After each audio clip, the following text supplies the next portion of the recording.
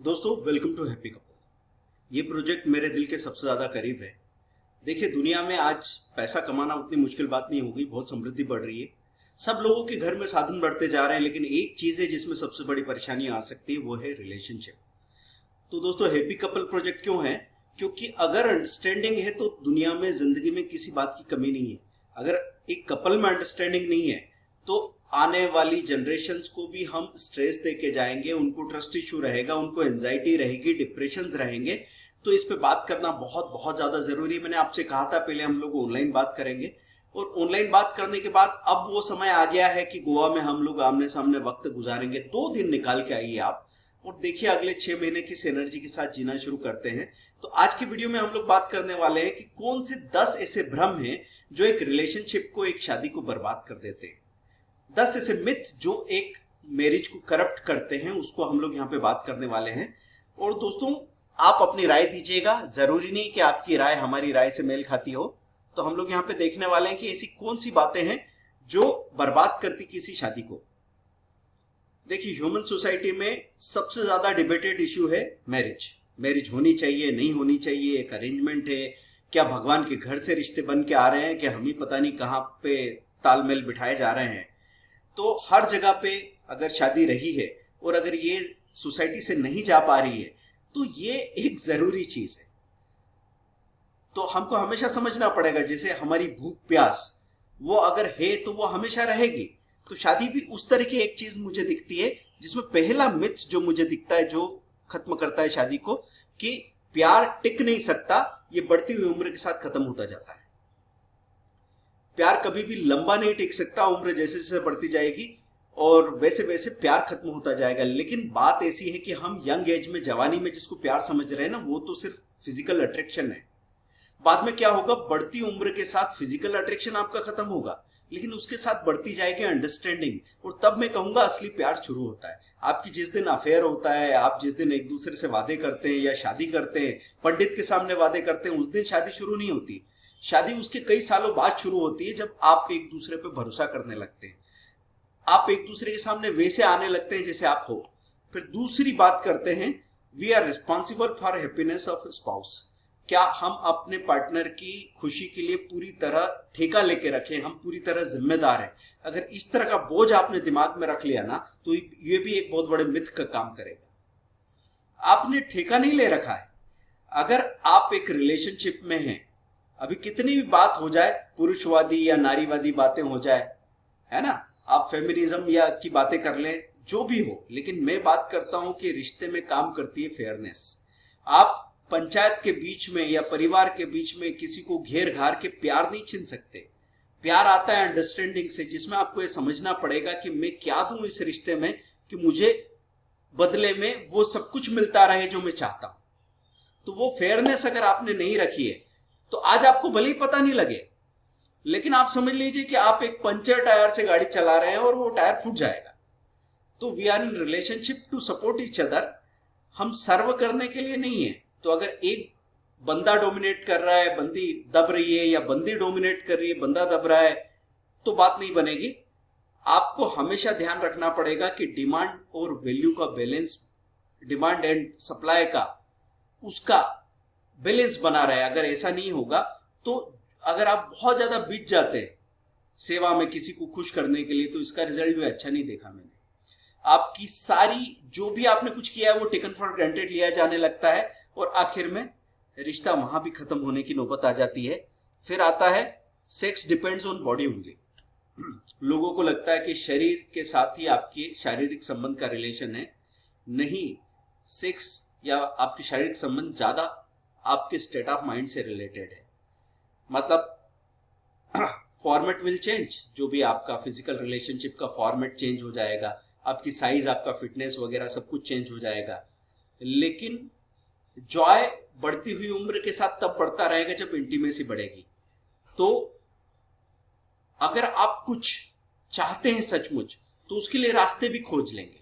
कई बार ऐसा होता है कि जिंदगी में हमको किसी चीज से मजा तो मिलता है, लेकिन हम किसी दूसरी चीज की दुहाई देते रहते हैं। तो ये दोगलापन है ना, ये जिंदगी को बहुत ज्यादा भारी और मुश्किल बना देता है दोस्तों। इसीलिए तो बाथरूम में जाने के बाद में जब आदमी गुनगुनाता है, तो वहां पे वो असली इंसान बनता है कि अभी कोई देख नहीं रहा है, तो मैं वो हो सकता हूं जो मैं हूं। Real lover can't live without one another, ये एक और मिथ है। ये एक और दिमाग में हमने बात डाल रखी है कि जो असली प्रेमी है ना, एक दूसरे के बगैर नहीं रह सकते, बिल्कुल नहीं रह सकते। ऐसी बात ठीक नहीं है। आपको स्पेस चाहिए, हर एक रिश्ते में स्पेस की जरूरत है। अगर पति है तो उसको अपने दोस्तों के साथ, अपने परिवार के साथ अकेले वक्त गुजारना जरूरी है। पत्नी है तो उसको अपने दोस्त सहेलियों के साथ, अपने परिवार के साथ अकेले वक्त गुजारना जरूरी है। और एक दूसरे की फैमिली के साथ भी अकेले वक्त गुजारना जरूरी है। मतलब एक पत्नी सोचेगी कि पति के साथ ही फैमिली का वक्त गुजारे तो डायरेक्ट कनेक्शन नहीं बनता है। तो अगर स्पेस दिया जाता था ना, तो उस वक्त डिवोर्स इतने होते नहीं थे, क्योंकि वो उनके पास समय होता था। वो जाके 2-3 महीने अपने घर में गुजारती थी। इतने में आदमी को पता लगने लगता था कि वो बंदी, मेरी पत्नी मुझे क्यों चाहिए, या पत्नी को पता लगने लगता है कि पति क्यों याद आने लगा है। तो अगर उस स्पेस में आप रहते हो, आसपास का शोर ना हो। देखो, मैं मानता हूं जब एक छत के नीचे बहुत सारे लोग रहते हैं, फैमिली होती है बड़ी सी, तो नॉइज होता है। बहुत सारी बातें काम की होगी तो उसमें बहुत सारा नॉइज होगा। उस शोर में हम कई बार अपने दिल की बात समझ नहीं पाते, अपनी फीलिंग को समझ नहीं पाते। इसलिए स्पेस होना जरूरी है। तो रियल लवर एक दूसरे को बांध के या चिपक के नहीं रहते, बल्कि स्पेस देते हैं। ये सही बात है। अपने मिथ को बदलिए। 5वां मिथ क्या है? वी शुड एक्ट सुपरमैन या सुपर वुमन।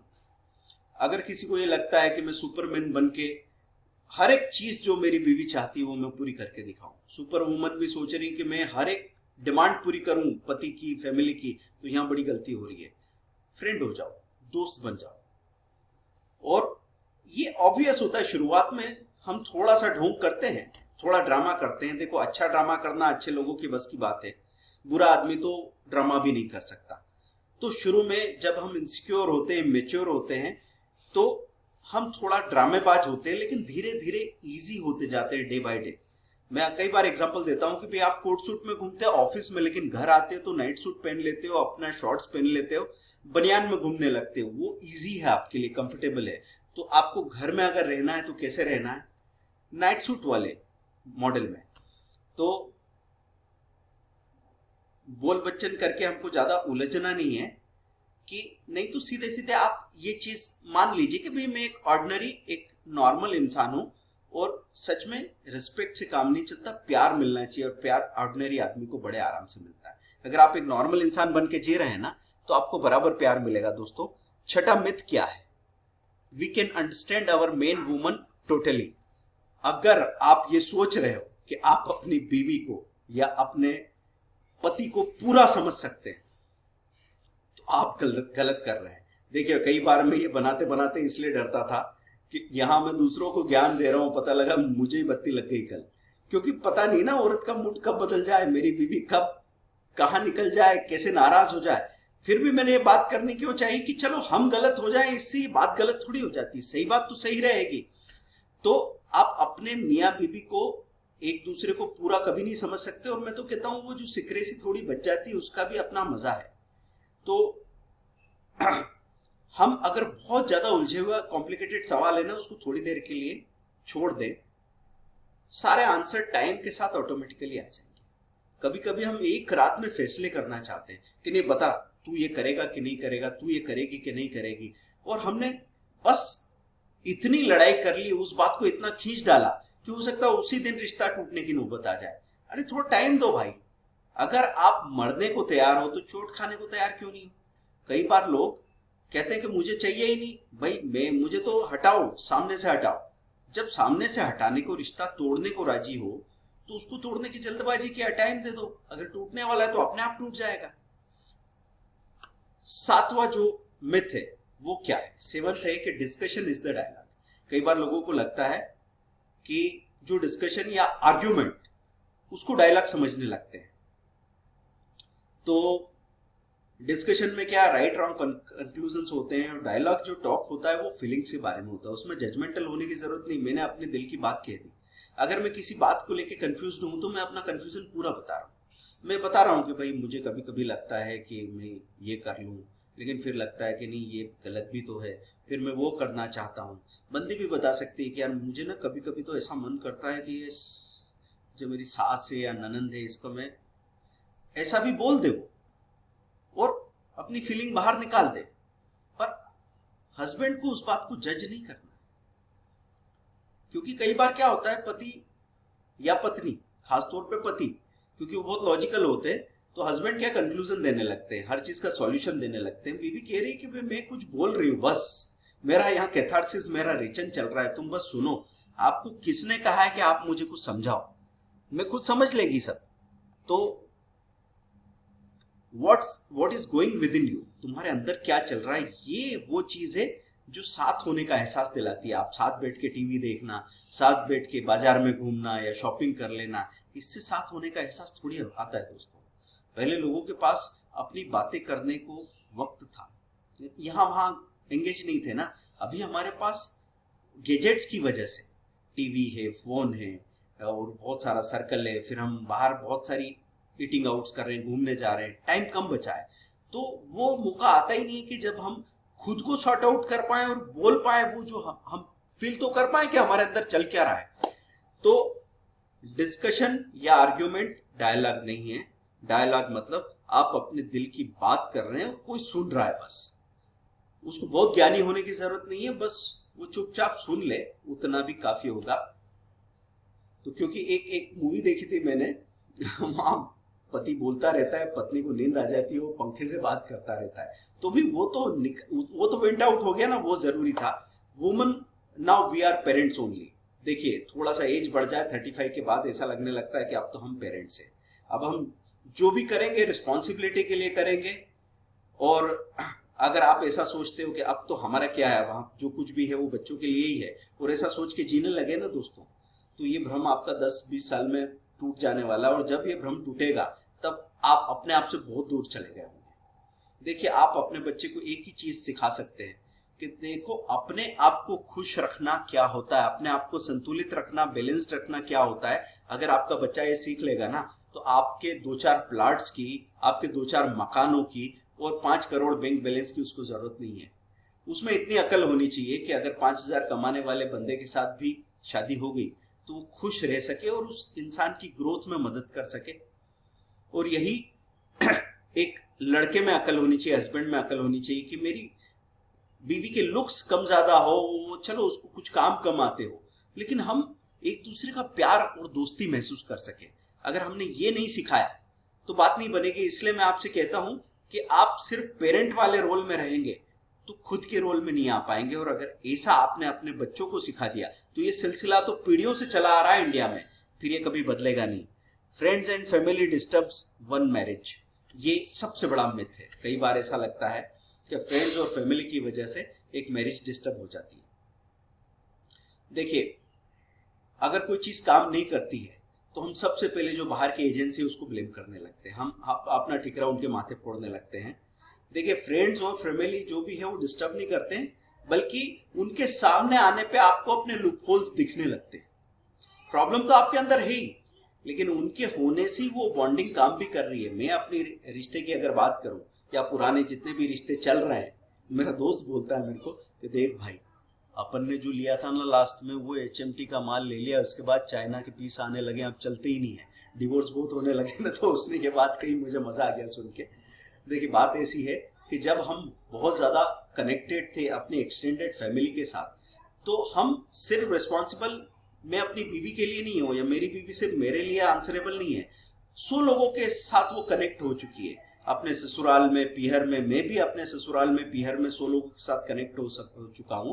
तो आज कोई भी चीज तोड़ना चाहता हूं ना, तो मैं 10 बार सोचूंगा, और 10 बार सोचूंगा तब तक तो मेरी अकल ठिकाने आई जाएगी ना, मेरे इम्पल्स चला जाएगा, गुस्सा चला जाएगा, और धीरे से मैं समझ लूंगा कि नहीं भाई, अगर मैं अकेले में सर फोड़ने को दीवारों से राजी हूं तो फिर इसके साथ ही सर फोड़ लेने में क्या बुराई। मैं नहीं बोलता कि परेशानियां खत्म हो जाएगी, लेकिन कहीं ना कहीं वो बैलेंस बना हुआ गिव एंड टेक का, कि कुछ दे रहा हूं तो बदले में कुछ ऐसा मिल रहा है जिसके साथ चीजें निभ जाए। तो मैंने अपनी फैमिली में ये फील किया है कि लोगों के साथ रहते रहते हम ज्यादा लवेबल बन जाते हैं इंडिया में, बल्कि फैमिली की वजह से ही आपको अपनी वाइफ या अपने हस्बैंड ज्यादा लवेबल लगते हैं। जब आपके यहाँ मेहमान आते हैं, जब किसी शादी में जाते हो और जब आप साथ में कपल की तरह फोटो खिंचवाते हो और फोटो अच्छा दिखता है, तो आप भूल जाते हो अंदर के अंदर क्या माजरा है, अभी तो सही लग रहा है ना। और दूसरी बात, जब मेहमानों के सामने वो मेहनत करके खिलाती पिलाती और सब लोग बोलते हैं क्या यार तुम किस्मत वाले हो, देखो कितना मेहनत कर लेते हैं, और आप वो खुशी महसूस करते हैं सबके चेहरों पे, तो वो खुशी बहुत दिनों के लिए आपको एनर्जी देके चली जाती है। तो दोस्तों ये मिथ थे जिनके बारे में मैंने बात की। आप अपनी राय अपने ओपिनियन दे सकते हैं, क्योंकि मैं यहाँ पे कोई गुरु बन के बात नहीं कर रहा। मैंने हमेशा कहा था कि हैप्पी कपल में हम क्या करने वाले हैं, हम लोग साथ बैठ के किसी बात को पहले बात करेंगे, समझेंगे, उसके सॉल्यूशंस के बारे में सोचेंगे और फिर उसको अप्लाई करेंगे लाइफ में। तो यहाँ पे कोई गुरु गुरु नहीं है, हम साथ मिलके दुनिया में जो सबसे बड़ी प्रॉब्लम बन के आने वाली है वो है रिलेशनशिप, उससे जुड़ी हुई बात है डिप्रेशन, एंजाइटी, लोनलीनेस, और उससे फिर आपके शरीर की सारी बीमारियां भी आ रही है, और ऐसा हो रहा है कि आप एडिक्ट हो रहे हो। अगर आपको खुशी नहीं मिल रही है अपने परिवार अपने दोस्तों के बीच में, तो फिर आप एडिक्ट होके हो सकता है फोन में 12 घंटे गुजार रहे हो सकता है रात रात भर आप मूवीज देख रहे हो, तो ये प्रॉब्लम हो सकती है। या फिर कुछ लोगों ने तो फूंकना शुरू कर दिया हो, कुछ लोगों ने लगातार पीना शुरू कर दिया हो, 50 प्रॉब्लम आ सकती है दोस्तों। तो सबसे पहले क्या किया जाए, जो हमारे करीब है, जिनको खुश देख के हमको सबसे ज्यादा खुशी होती है, मियाँ बीवी एक दूसरे के लिए नहीं तो बच्चों के लिए तो हमेशा ये ट्राई करना ही चाहेंगे। तो दोस्तों मिलते हैं गोवा में, तैयारी रखिएगा। आप कमेंट में भेजिए अपना नेम एंड मोबाइल नंबर, अगर आप थोड़े भी इंटरेस्टेड है तो मैं आपको एक मिनिमम बजट में ऐसा हैपनिंग हॉलीडे देने वाला हूं कि आप जिंदगी में उसको कभी भूलने वाले नहीं हो। मैं तो बोल रहा हूं आप हर 3 महीने में रिपीट करना चाहेंगे, जिंदगी बहुत मजेदार हो जाएगी अगर आप बनाना चाहेंगे तो। इसके लिए उम्मीद रखने की जरूरत है, और वो उम्मीद अगर आपने हमको दी तो ये काम होने वाला है। थैंक यू वेरी मच, मिलते हैं। कमेंट आपका कीजिए, शेयर कीजिए, सब्सक्राइब कीजिए, जितने सोशल मीडिया पे जहां जिसके साथ शेयर कर सकते हैं कीजिए दोस्तों। Thank you very much. आपके पास कई ऐसे कपल्स होंगे जिनको आपको लगता होगा कि परेशानी में वो बेकार में खुद भी परेशान हो रहे हैं, आसपास के 50 लोगों को परेशान भी कर रहे हैं, उनको समझने की जरूरत है। Thank you very much, bye.